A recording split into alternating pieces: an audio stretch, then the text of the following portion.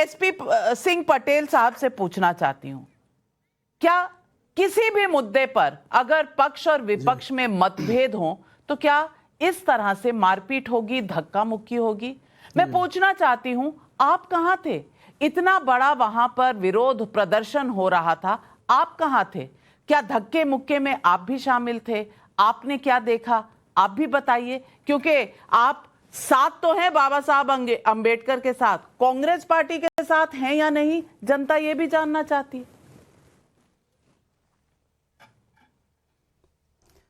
धन्यवाद।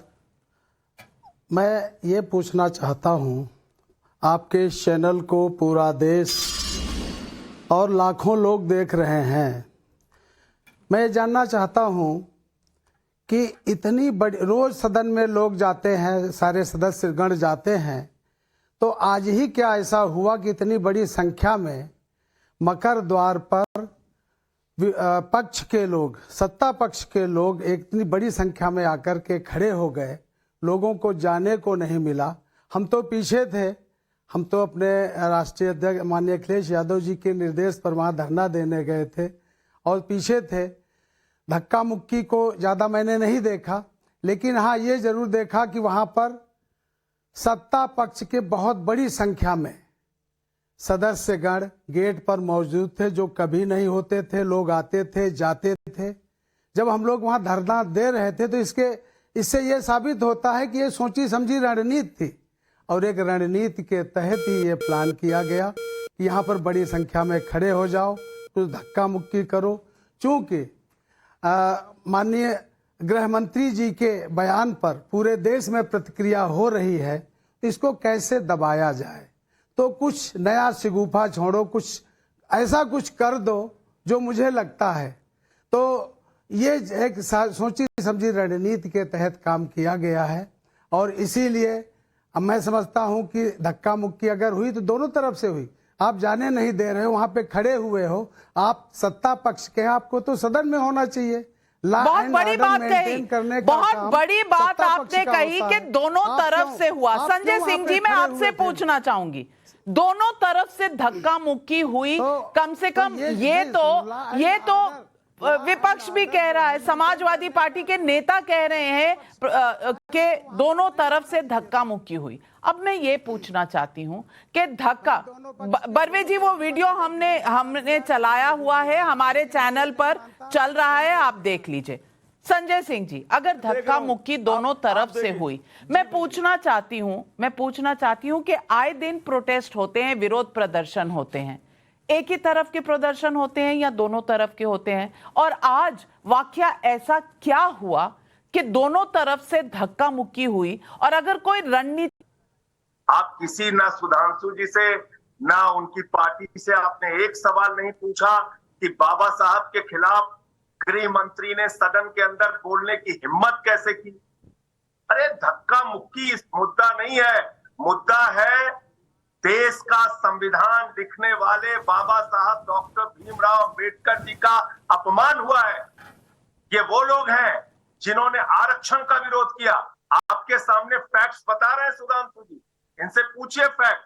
11 दिसंबर 1949 को आरएसएस ने रामलीला के मैदान में बाबा साहब के खिलाफ रैली किया या नहीं किया? इनसे पूछिए। कोट करिए। आरएसएस ने बाबा साहब डॉक्टर भीमराव अंबेडकर जी के पुतले 1949 में जलाए कि नहीं जलाए? इनसे पूछिए कि गुरु गोलवलकर ने पांचजन्य में 30 नवंबर 1949 को बाबा साहब डॉक्टर भीमराव अंबेडकर के संविधान के खिलाफ अपनी बातें लिखी थी या नहीं लिखी थी? इनसे सवाल पूछिए कि इन्होंने आरक्षण के खिलाफ मंडल के खिलाफ कमंडल पूरे देश में निकालने का काम किया था कि नहीं किया था? सवाल आज ये है। तो सांसदों के लिए हम यहाँ नहीं बैठे हैं, हम बैठे हैं बाबा साहब डॉक्टर भीमराव अंबेडकर जी के अपमान के खिलाफ अपनी बात कहने के। संजय सिंह जी, आपके लिए हम पर आरोप, मतलब जो मैसेंजर है उसको शूट करने का विपक्ष को बहुत शौक है, आपने किया, आप रोज करते हैं। आपकी जितने तीर हैं, जितने आपकी गोलियां हैं, सर आंखों पर, दिल पर लूंगी मैं ये। लेकिन आज के दिन अगर पार्लियामेंट पे ये सब होगा तो मैं धक्का मुक्की पर सवाल नहीं पूछूंगी। और आपकी मीडिया सेल को पूरी तरह से पार्लियामेंट में मारपीट का रिक्वेस्ट, गेस्ट का रिक्वेस्ट भेजा गया था। अब रिक्वेस्ट के बीच में अंबेडकर जी की बात आएगी और मैं आपको दिखा भी देती हूं कि जो रिक्वेस्ट मेरे पास ये व्हाट्सएप है, प्लीज सेंड रिक्वेस्ट, इस तरह से आता है और हमने उसमें सीधा लिखा हुआ है कि हमारे ये के पार्लियामेंट में आज जो कुछ हुआ उस पर डिबेट है और ये ऑफिशियल है, व्हाट्सएप ग्रुप पे भेजा जाता है, एक फॉर्मेट में भेजा जाता है। लेकिन आप लोगों को लगता है कि मैसेंजर को शूट करने से शायद जनता आपको ज्यादा पसंद करेगी, तो कर लीजिए, सर हाजिर है, कलम कर दीजिए। लेकिन सुधांशु त्रिवेदी जी, बहुत से सवाल उठाए हैं संजय सिंह जी ने, जवाब दीजिए। संजय जी को शायद ध्यान नहीं रहा, मैंने तो पहले ही वक्तव्य में कहा था कि सदन में जितने राज्यसभा के सांसद विपक्ष के बैठे थे उसमें से किसी ने कोई प्रतिक्रिया क्यों नहीं की? मतलब आपको अपमान का आभास 12 घंटे बाद अगले दिन सुबेरे कैसे हुआ? हमने तो आपसे साफ साफ पूछा और आप भी माननीय सांसद के रूप में बैठे हुए थे। दिखा तो दीजिए विपक्ष का कोई वीडियो कि हम हल्ला गुल्ला कर रहे हैं, हम बहिर्गमन कर रहे हैं, हम ये आपत्ति कर रहे हैं, यही दर्शाता है सर। अब अपने टर्न पे बोलिए सर, अपने टर्न पे, पूरे देश के सामने। अभी अपने, अगर मैं वहां बैठा था अरे तो मैं इस्तीफा देने के लिए तैयार हूं, अभी इसी चैनल पे ऐलान कर दूंगा।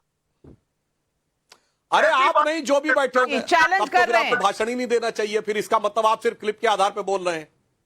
आज सुनिए संजय जी, तो फिर मैं भी आपको चैलेंज करता हूं, जब आपने प्रत्यक्ष रूप में भाषण नहीं सुना, इसका मतलब आप क्लिप के आधार पे बोल रहे हैं, तो अब आपने कबूल कर लिया। देखिए अब 2 बातें कबूल हुई संजय जी की, अब देखिए 2 बातें स्पष्ट हुई। अब 2 बातें संजय जी ने यहां पर स्वीकार कर लिया कि 75 वर्ष पूरे होने पर संविधान की जो महत्वपूर्ण डिबेट थी, उसका जो समारोह था जिसपे गृह मंत्री जवाब दे रहे थे, उस समय यहां अनुपस्थित थे और इनको लग रहा था उससे ज्यादा इंपॉर्टेंट कोई काम है। पॉइंट नंबर 2, अगर ये अनुपस्थित थे तो इन्होंने प्रत्यक्ष रूप में वो भाषण नहीं सुना है और ये सुनी सुनाई बातों और क्लिपों के आधार पर जवाब दे रहे हैं।